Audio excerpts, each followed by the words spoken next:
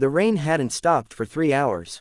Inside the small bus shelter on the corner of 5th and Main, a young woman named Chloe sat on the wet bench, holding a pink backpack on her lap. Inside that backpack were crayons, a half-eaten granola bar, and a folded note from her 4-year-old daughter that said, "Mommy, you are brave." Chloe read that note 7 times that afternoon. She was waiting for a bus that didn't seem to be coming, but she wasn't really waiting for the bus. She was waiting for a miracle. Or at least, for one person to look at her without pity. A few minutes earlier, a man in a business suit had walked by, glanced at her, and muttered something to his phone.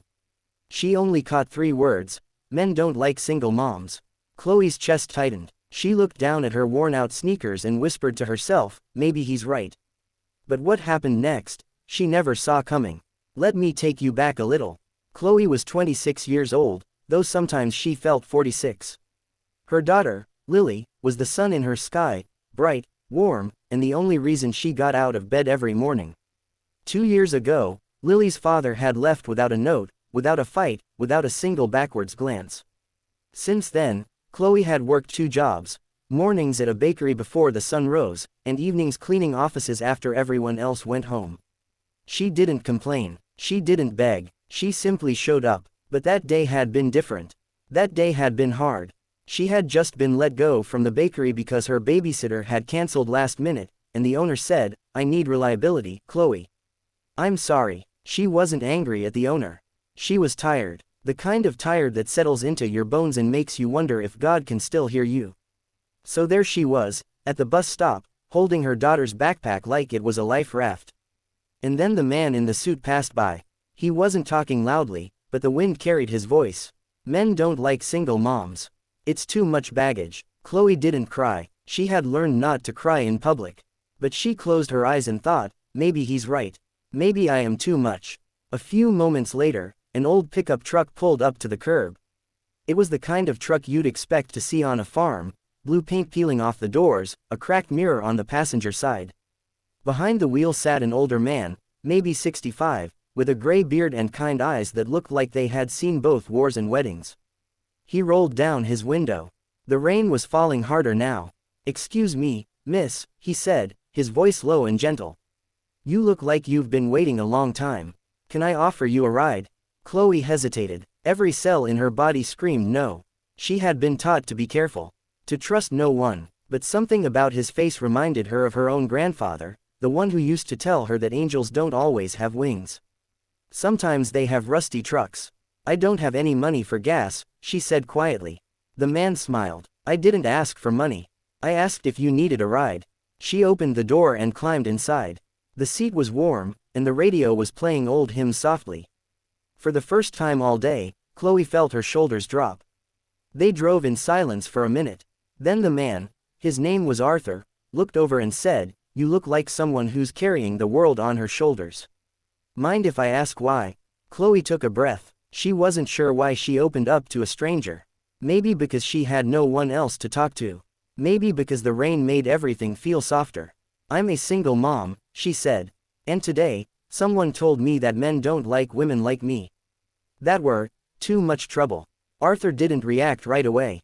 He just kept his eyes on the road, slowed down for a puddle, and let the silence hold the weight of her words. Then he said, "Can I tell you a story?" Chloe nodded. 30 years ago, Arthur began, my wife passed away. Cancer. She left me with 3 kids, a mortgage, and a heart that didn't know how to beat without her. I thought my life was over. I thought no one would ever love a widower with 3 children. He paused. And then I met a woman named Margaret. She was a single mom too. 2 little boys. The world told her she was damaged goods. Do you know what I told her? Chloe shook her head. I told her, Arthur said, his voice cracking just a little, that a real man doesn't look at a woman and count her past. A real man looks at a woman and asks, how can I lighten your load? Chloe felt a tear roll down her cheek. She wiped it quickly, but Arthur saw it.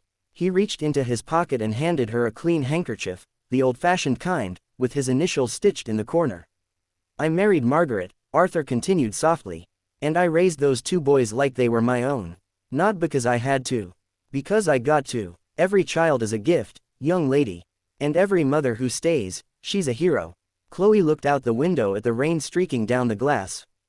For 2 years, she had believed she was invisible, unlovable, too broken for anyone to want. But in that old truck, with that gentle stranger, something began to heal. Arthur pulled over in front of a small diner. Not her stop, not anywhere near where she was going. "I'm sorry," Chloe said. "This isn't where I live." "I know," Arthur said. "But you haven't eaten today, have you?" She wanted to lie, but her stomach betrayed her with a soft growl. Arthur turned off the engine. "My Margaret taught me something before she passed. She said, Arthur, kindness isn't kindness if you keep score. So here's what's going to happen. We're going to go inside. You're going to order the biggest plate of pancakes they have. And I'm going to sit across from you and listen to you tell me about your daughter." Chloe started to cry then. Not the quiet, hidden tears she had mastered. Real tears. The kind that come up from a deep place that hasn't been touched in a long time. "Why are you doing this?" she whispered. Arthur smiled, and his eyes held a light that seemed older than the rain. "Because 20 years ago, a stranger bought me dinner when I had nothing left. He told me to pass it on. So here I am, passing it on." Inside the diner, over a plate of blueberry pancakes and 2 cups of coffee that kept getting refilled, Chloe talked about Lily. How she loved to draw butterflies. How she sang in the bathtub. How she had asked her mommy just last week, "Will someone ever marry you?" Arthur listened. He didn't interrupt. He didn't offer advice. He just nodded and smiled and made her feel like she mattered. When the meal was over, Arthur paid the bill and left a tip so large the waitress gasped. Then he drove Chloe to her apartment, a small studio with a broken lock and a window that didn't close all the way. Before she got out, Arthur handed her an envelope. "This is for you and Lily," he said. "Open it when you get inside." Chloe thanked him, her voice barely a whisper. She walked up the 3 flights of stairs, unlocked the door, and sat on the edge of her bed.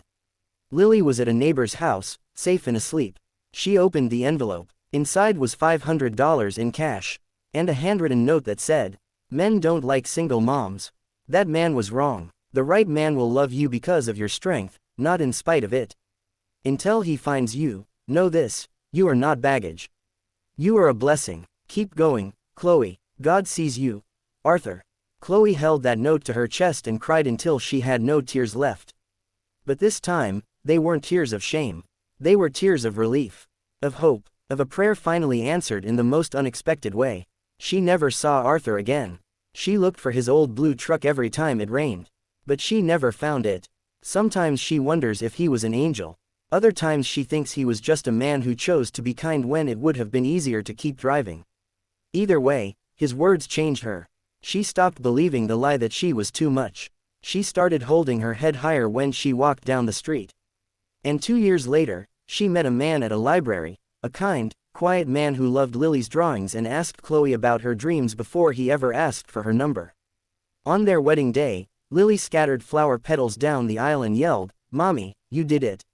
And Chloe smiled and whispered a prayer of thanks for a rainy day and an old man in a blue truck who reminded her that she was never invisible. Sometimes, the smallest act of kindness can change someone's entire world. You never know who is carrying a heavy load. You never know whose heart is breaking behind a brave smile. But you can be the one who stops. You can be the one who sees them. You can be the one who passes it on. If this story touched your heart, share it with someone who needs to hear that they are not alone. And remember, you are never too broken to be loved. You are never too much for the right person. And God is never too busy to send help in an old blue truck. Share this story if it touched your heart.